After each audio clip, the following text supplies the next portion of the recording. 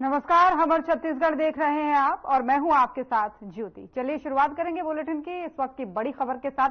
जांजगीर चांपा से बड़ी खबर सामने आ रही है, जहां पर 24वें शालेय क्रीड़ा प्रतियोगिता में भारी अव्यवस्था देखने को मिली। पीएल पांडे खेल प्रभारी को कारण बताओ नोटिस इसके लिए जारी किया गया है। अतिथि सहित खिलाड़ी को बांटी गई पुरानी स्टिकर और टोपी। प्रकाश इंडस्ट्रीज द्वारा दी गई पुरानी स्टिकर लगाई गई टोपियां और कलेक्टर के निर्देशन पर आपको बता दें कि डीईओ ने थमाया कारण बताओ नोटिस। 3 दिन के भीतर मांगा जवाब, नहीं तो होगी कार्रवाई। लंबे समय से खेल विभाग में पीएल पांडे हैं, तो ये बड़ी जानकारी आपको बता रहे हैं। इसी कारण जो है 24वें शालेय पांडे खेल प्रतियोगिता का जो आयोजन किया जा रहा था उसमें कारण बताओ नोटिस जारी किया गया है, क्योंकि इसमें भारी अव्यवस्था देखने को मिली है। पुराने स्टिकर वाली टोपियां बांटी गई हैं, तो इसी को लेकर के पीएल पांडे खेल प्रभारी जो है उन्हें यहां पर कारण बताओ नोटिस जारी किया गया है। डीओ ने उनको कारण बताओ नोटिस जारी किया है और इसका जवाब देने को कहा है। कलेक्टर के निर्देशन पर यह कार्रवाई हुई है। लंबे समय से खेल विभाग में पीएल पांडे हैं और 3 दिन के भीतर उनसे इस पूरे मामले में जवाब भी मांगा है। तो 24वें शालेय क्रीड़ा महोत्सव यानी प्रतियोगिता का यहां पर आयोजन चल रहा था और इस दौरान ये मामला सामने आया। भारी अव्यवस्था देखने को मिली, तस्वीरें आपको दिखा रहे हैं। पुराने स्टिकर लगी टोपियां यहां पर बांटी गई हैं, जिसके बाद से हड़कंप मचा। मामले में कार्रवाई एक तरीके से हुई।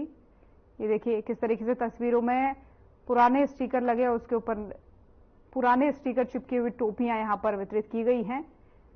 अब ऐसे में कारण बताओ नोटिस जारी हुआ है और कारण बताओ नोटिस जारी होने के बाद 3 दिन के अंदर जवाब भी मांगा गया है। तो पीएल पांडे लंबे समय से इस विभाग में हैं और अब ऐसे में इतनी बड़ी अव्यवस्था क्योंकि देखने को मिली है, तो जल्द से जल्द 3 दिन के अंदर इस पूरे मामले में कारण बताओ नोटिस का जवाब देने को भी इन्हें कहा गया है। जी, 1 तारीख के जो राज्य स्तरीय शालेय प्रतियोगिता प्रारंभ हुआ उस समय में शुभारंभ के समय जिलाधिकारी के द्वारा टोपी उपलब्ध कराया गया और जिसमें 24वें राज्य स्तरीय शालेय प्रतियोगिता का स्टिकर लगा हुआ था टोपी में। स्टिकर चिपका हुआ था। कार्यक्रम के समापन के बाद यह देखा गया कि वो आप ही लोग के माध्यम से पता चला कि उस स्टिकर के नीचे टोपी में कोई संस्था का नाम लिखा था जो 2021 का था। और ऐसी जानकारी मिलने पर कि किस टोपी में स्टिकर लगाकर दिया गया है, आपको संज्ञान में लेकर संबंधित जिला प्रभारी को नोटिस जारी किया।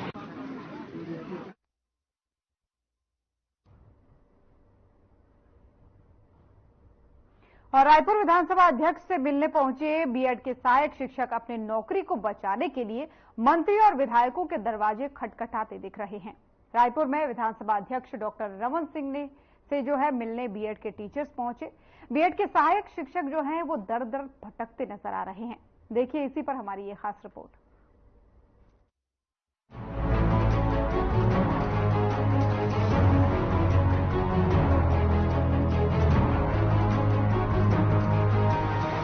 प्रदेश में हजारों सहायक शिक्षक अपने भविष्य को लेकर चिंतित नजर आ रहे हैं। ये सभी बीएड सहायक शिक्षक हैं।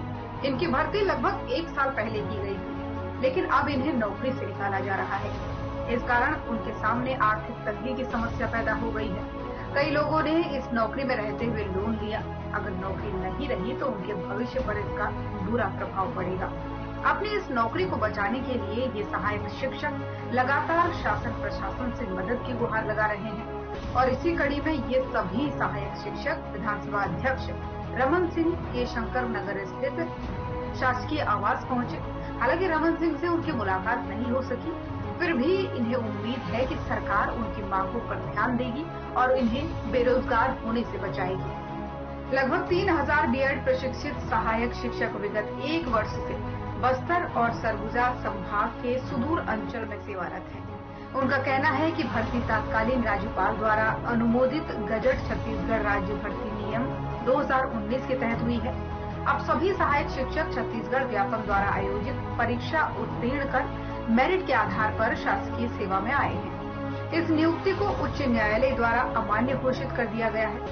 अब इस फैसले के विरुद्ध छत्तीसगढ़ सरकार द्वारा उच्चतम न्यायालय में याचिका दायर कर चुनौती दी गई है। वहीं सहायक शिक्षकों द्वारा भी SLPS लगाई गई है, परंतु मामले की सुनवाई के पश्चात उच्चतम न्यायालय द्वारा इन्हें खारिज कर दिया गया। सहायक शिक्षकों का कहना है कि हम और हमारे परिवार का जीवन इसी नौकरी पर आश्रित है।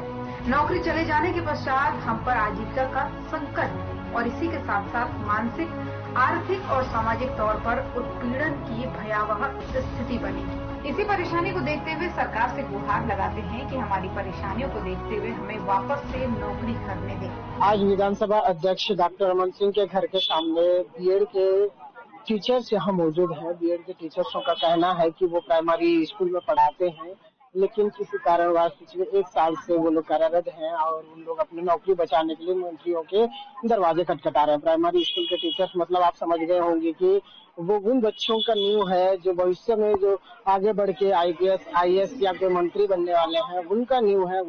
उन्हें शिक्षा से जोड़ने का काम ये करते हैं। ये सहायक शिक्षक है। लगातार जिस तरीके से आप मेरे पीछे जो टीचर्स बने हुए हैं, उनका जो समस्या और उनका जो सिचुएशन है वो देख सकते हैं कि किस तरीके से अपने नौकरी बचाने के लिए वो लोग समस्या झेल रहे हैं। यहाँ पे बने हुए हैं काफी सारे लोग, हम लोग उनसे भी बात करने की कोशिश करते हैं। क्या समस्या मैडम, क्या ऐसा समस्या है जिसको लेकर आज आप लोग रायपुर में विधानसभा अध्यक्ष के घर के सामने आप लोग जमावड़ा लगाए? जी, हम लोग 2023 में जो भर्ती हुई थी उसके हम असिस्टेंट टीचर की भर्ती हुई थी प्राइमरी स्कूल के लिए, तो हम असिस्टेंट टीचर है। और क्या हुआ कि हमारी भर्ती थी वो नियमानुसार हुई थी, है ना। जब नोटिफिकेशन आया था भर्ती का तो उसमें BEd DEd दोनों पात्र थे।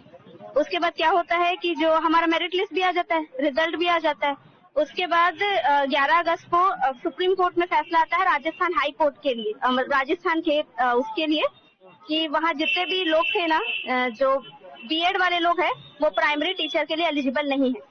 अब उसके फैसले के आधार पे जो डीएड वाले जिनका सिलेक्शन नहीं हुआ है वो हाई कोर्ट में, हमारे छत्तीसगढ़ के हाई कोर्ट में फैसला मतलब केस कर देते हैं, जिसके कारण हमारा काउंसलिंग बंद हो जाता है। और उसके बाद वहाँ हाई कोर्ट से भी फैसला आता है, ये अभी 2 अप्रैल को आया था 2024 को, कि हम एलिजिबल नहीं है ना, ये प्राइमरी टीचर बनने के लिए। अब क्या हुआ कि वहाँ पर तो फिर हम सरकार के पास गए, सरकार हमारा SLP लेकर सुप्रीम कोर्ट गई और सरकार ने हमारा साथ दिया उस समय। उसके बाद सुप्रीम कोर्ट से भी अभी ये 28 अगस्त को हम लोग का जो केस था वो उसको डिसमिस कर दिया गया है। तो अब हमको डर लग रहा है कि हो सकता है हमारी नौकरी खतरे में है और हमको इस पद मुक्त कर दिया जाएगा, तो हम कहाँ जाएंगे, हमारा यही प्रॉब्लम है। जिस तरीके से यहाँ पे देखने के लिए मिल रहा है कि आप लोग छत्तीसगढ़ के किन कोनों से भी आए हो, यहाँ पे हर जिले के लोग मौजूद हो, लेकिन हम बात करते हैं खास बस्तर और सरगुजा की। उन इलाकों में किस तरीके से आप लोग सेवा दे रहे हैं? क्या पिछले 1 साल से आप लगातार सेवा दे रहे होंगे, और तो उसमें कैसे आप लोगों को पेश करना पड़ता है? और इस समय में अचानक बच्चों के ऊपर जिस तरीके से आप लोग पढ़ा रहे हो, जो आप न्यू बना के रखे हो, अचानक टीचर्स चेंज हो जाने से बच्चों का न्यू बिगड़ जाता है, क्योंकि जो प्राइमरी स्कूल में आप पढ़ा रहे हैं वही बच्चों का जो पहला न्यू होता है, जहाँ से बच्चे भविष्य के लिए आगे बढ़ने की कोशिश करते हैं। तो वहीं अगर बिगड़ जाएगा तो बच्चों का जिस तरीके से आज नक्सली उन्मूलन के तहत जिस तरीके से नक्सल विचारधाराओं को लेकर के बच्चे जो है ना ये शिक्षा से वंचित होते जा रहे हैं, लेकिन उन क्षेत्रों में भी आप लोग इस तरीके से मेहनत कर रहे हो और उस समय में सरकार जिस तरीके से अगर बच्चों को शिक्षा के क्षेत्र में जोड़ रहा है तो इस तरीके का लापरवाही क्यों करना है?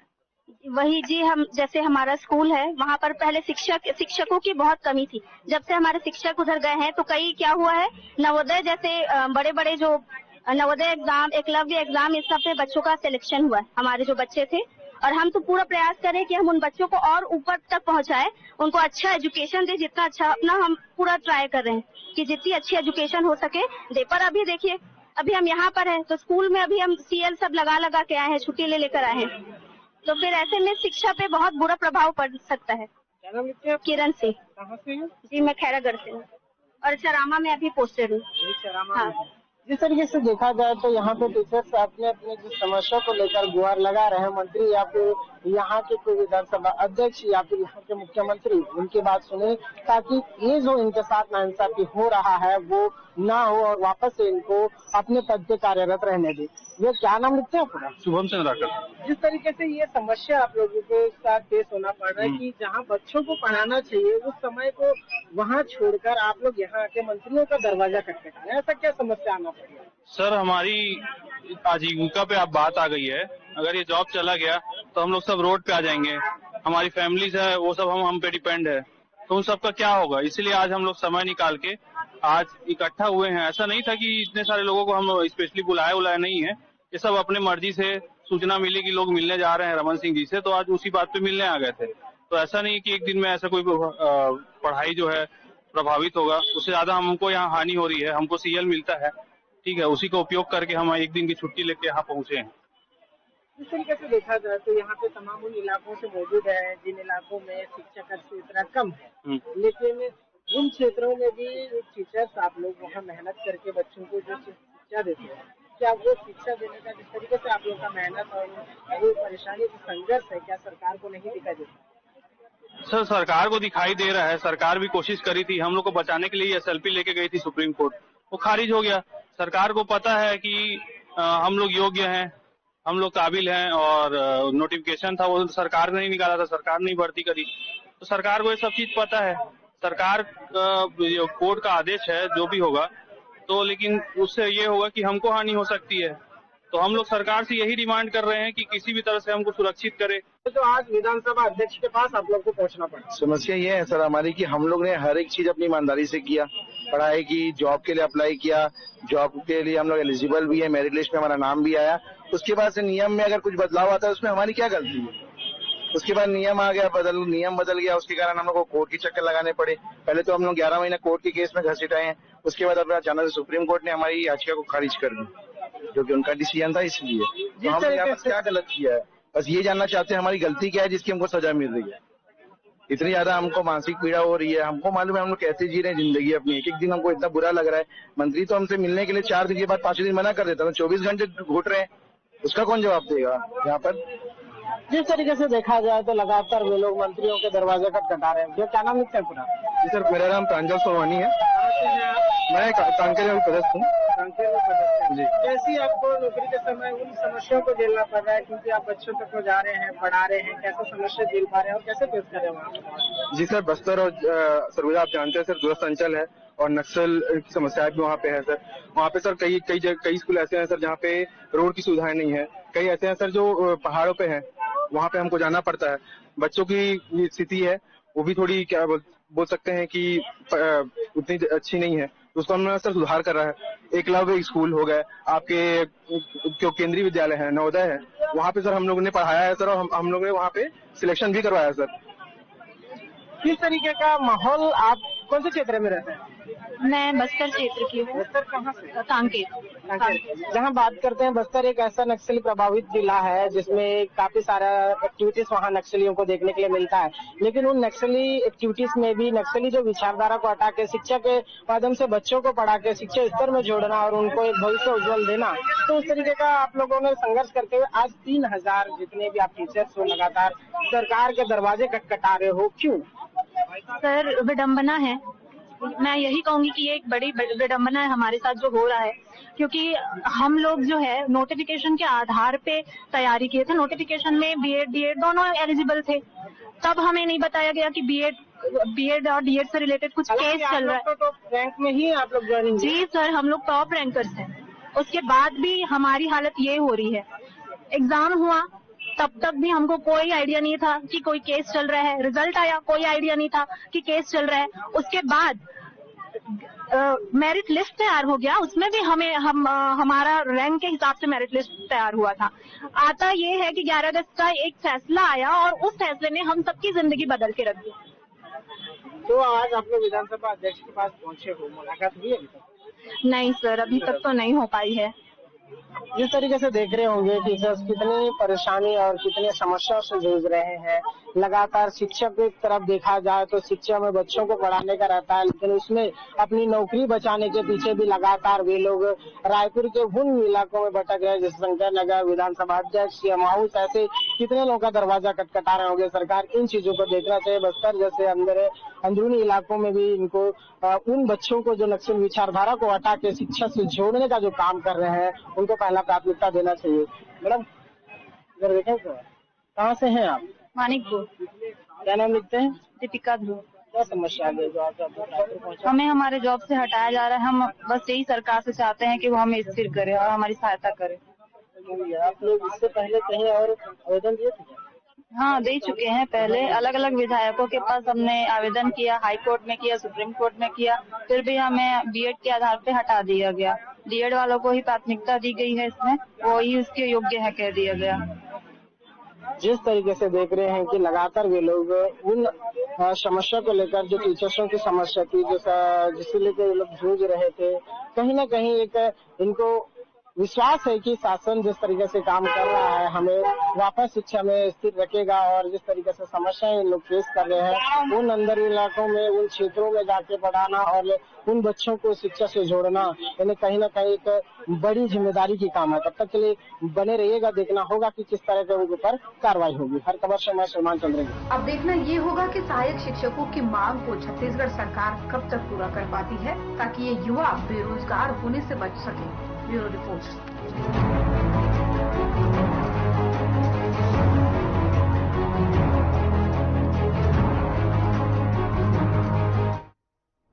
और बेमेतरा जिले के नगर पंचायत मारो क्षेत्र में सैकड़ों वार्डवासी अपनी फसलों को लेकर चिंता जता रहे हैं।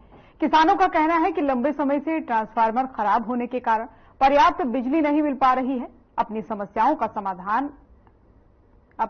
के समाधान को लेकर बिजली विभाग के अधिकारियों से कई बार वो गुहार भी लगा चुके हैं, लेकिन निराकरण नहीं हो पाया है, जिसके बाद वो अपनी समस्याओं को लेकर कलेक्ट्रेट पहुंचे और लिखित शिकायत दी। एक और छत्तीसगढ़ के किसान जो है सरकार एक और आपको बता किसानों की हितैषी बोलते हुए डींगे हाँकती है और दूसरी तरफ किसान इस तरीके से परेशान चल रहे हैं। बाबा धन्यवाद हम सर और हमारे मारो नगर पंचायत सुनका पार से हैं। वार्ड क्रमांक 1 के जो 100 के ट्रांसफार्मर है वो ट्रांसफार्मर जल गया है, करीब महीना हो रहा है और हम बार बार बिजली ऑफिस में नवागढ़ में आके और हमारे मारो में जो ऑफिस है वहाँ जाकर बार बार हम प्रार्थना कर रहे थे कि हमारा ट्रांसफार्मर दे दीजिए सर। और हम लोग खेत में भी अपना जो रोजी मजदूरी करके अपने खेती में अब बसे हैं और वहाँ वो बोलता है नवागढ़ में जो सर वो बोलते कि भाई देखो जी तुमको छिटोरिया में तुम बस गए हो और अंधेरे हो, पानी नहीं मिला, हम क्या करेंगे भाई, हम समय पर देंगे तो आएगा तो देंगे और नहीं आ रहा है तो हम कहाँ से देंगे। ये करके वो बार बार धमकाता है सर। क्या बोलूँ अब उसके बारे में हम तो कलेक्टर ऑफिस से हम बेमेतरा में आए हैं और वहाँ भी प्रार्थना करेंगे और कलेक्टर जी से शिकायत करेंगे, आवेदन देंगे और हमारे जो गुहार सुना यही गुहार लेके हम बेमेतरा कलेक्टर ऑफिस आए। क्या नाम आपके? और साहेब दास बंजारे, ग्राम मारो सुनता बर्मन नगर पंचायत मारो के वार्ड नंबर 1 से आए हमन। अभी भी 3-4 एकड़ है खेत में, अभी भी पानी की वजह से रोपा नहीं लगे था। अभी अब सीजन कहाँ तक आ गए। क्या समस्या हो रही? ट्रांसफार्मर लगा नहीं अभी तक से जले। अब बोला था तो सुनत नहीं है, वो अधिकारी मन धमकाते हम मन ला। कहाँ शिकायत किया होगा? हमारे यहाँ मारो में भी हवा, वहीं भी नवागढ़ में भी।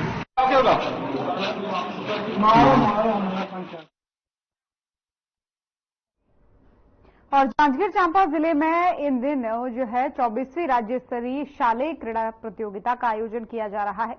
प्रतियोगिता में प्रदेश के चारों संभाग बस्तर, सरगुजा, रायपुर, बिलासपुर से खिलाड़ी शामिल हुए हैं। 4 विभिन्न खेलों का खिलाड़ियों द्वारा प्रदर्शन किया जा रहा है। लेकिन आपको बता दें कि एक खेल ऐसा है जिसे देखने वालों को खिलाड़ियों की प्रतिभा का प्रदर्शन देखने को मिल रहा है। आपको बता दें कि मलखंभ में प्रदर्शन करने के लिए 8 साल के बच्चे के साथ बड़े बालक बालिका भी शामिल हैं।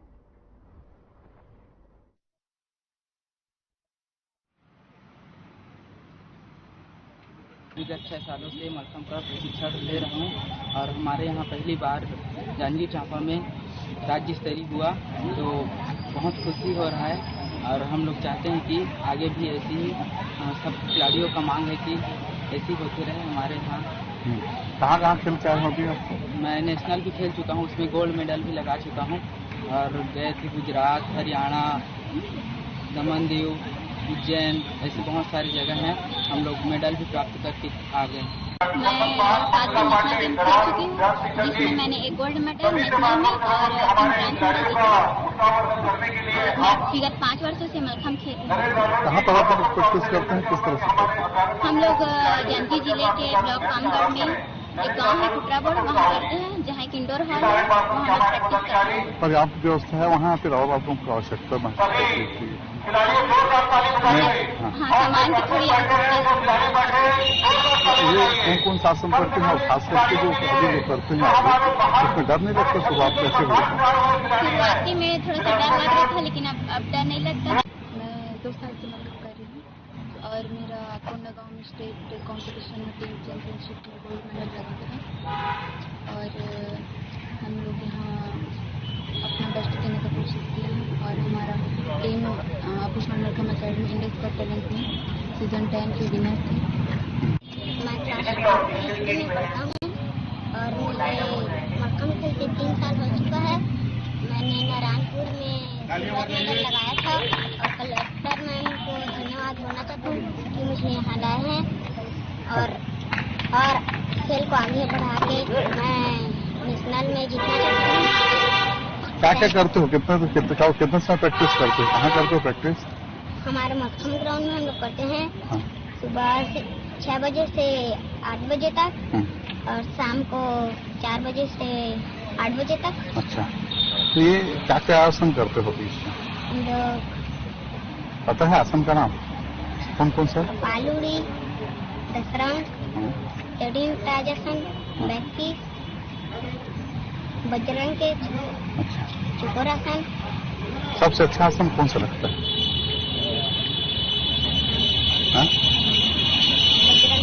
बजरंग। ठीक है, ये बताओ कि इसमें क्या करना चाहते हो आप, इसमें आगे कहाँ तक जाना चाहते हो? और जांजगीर चांपा सत्र न्यायाधीश ने अहम फैसला सुनाया है। लोक अभियोजक राजेश पांडे ने बताया कि सत्र न्यायाधीश शक्ति सिंह राजपूत ने चरित्र शंका पर टंगिया से वार करके अपनी पत्नी की हत्या करने वाले आरोपी को आजीवन कारावास की सजा सुनाई है। मामला 6 जनवरी 2023 का है, जहां पर शिवरी नारायण की रहने वाली सुरेखा सारथी का पति संपत सारथी ने अपनी पत्नी के चरित्र की शंका करते हुए विवाद शुरू किया और टंगिया से हमला कर दिया, जिससे कि सुरेखा सारथी के सिर पर गंभीर चोट आ गई और मौके पर ही उसकी मौत हो गई। आरोपी ने अपनी पत्नी की हत्या के बाद से घर में ताला लगाकर अपने बेटे को चाबी दी और वहां से भागने की कोशिश की।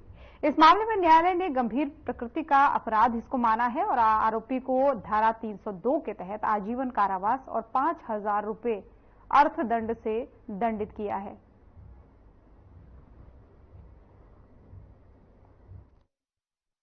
दिनांक 6/1/2023 को थाना शिवरान में आरोपी संपत सारथी के द्वारा अपनी पत्नी का टांगी एवं लकड़ी के बेड़ से मारकर हत्या कर दिया गया था, जिस पर विवेचक रविंद्र आनंद के द्वारा विवेचना पश्चात चालान माननीय न्यायालय में प्रस्तुत किया गया था।